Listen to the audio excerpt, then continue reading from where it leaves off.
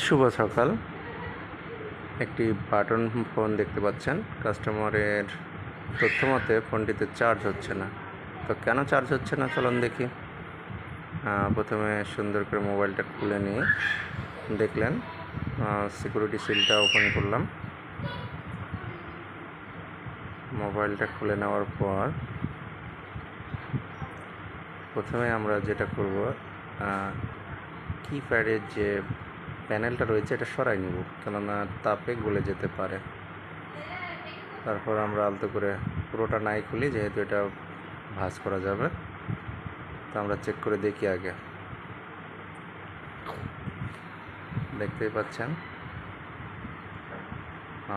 এখানে কোনো ভোল্টেজ নেই, যদিও 4.15 থেকে 4.30 থাকার কথা, কোনো ভোল্টেজই পেলাম না।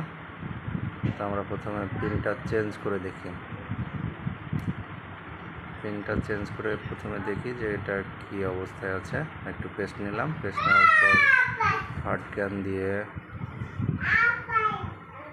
সেটাকে তোলার চেষ্টা করতেছি। 350 থেকে 380 ডিগ্রিতে আপনারা রাখবেন হার্ড ক্যানের তাপমাত্রাটা। এটাকে একটু রাং দিয়ে পরিষ্কার করে নেওয়ার চেষ্টা করতেছি। অবশ্যই ভালো মানের রাং ব্যবহার করবেন, পরবর্তীতে না হলে সেটা আর উঠানো যাবে না, জায়গাটা ছিঁড়ে যাবে, নষ্ট হতে পারে। তাই আমরা এবার ভালো মানের একটা টাইপ বি সকেট নিলাম, চার্জিং সকেট। সেটাতে একটু রাং ধরিয়ে নিলাম।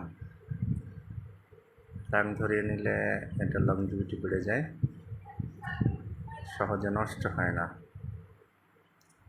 তো আমরা এবার সকেটটিকে সেখানে পুনরায় স্থাপন করে নিলাম।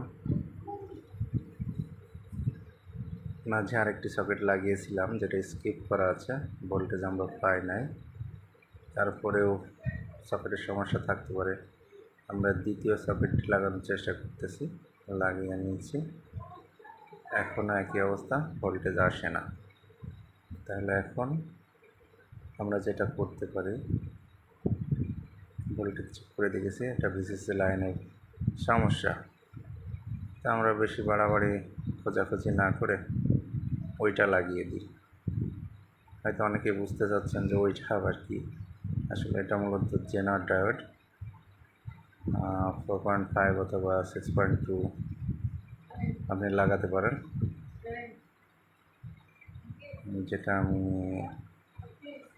লাগিয়ে দিচ্ছি, লাগানো হয়ে গেছে মোটামুটি।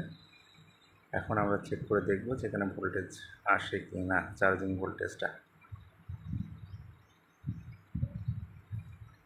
হ্যাঁ, আমরা দেখতে পাচ্ছি এখানে ভোল্টেজ এসেছে 4.25, ওকে হয়ে গেছে আলহামদুলিল্লাহ। তো পুরো মোবাইলটা চেক করে দেখি, সেট করে কী অবস্থা চার্জ। আমরা আবার পুনরায় কিপ্যাডের প্যানেলটা লাগিয়ে দিচ্ছি, সুন্দর করে সেট করে নিলাম। ফাইনালি আমরা একবার চেক করে দেখব ব্যাটারি দিয়ে যে চার্জ নিচ্ছে কি না। দেখুন চার্জ শুরু হয়েছে, চার্জ নিচ্ছে। অনেক অনেক ধন্যবাদ 3G টেক বাংলার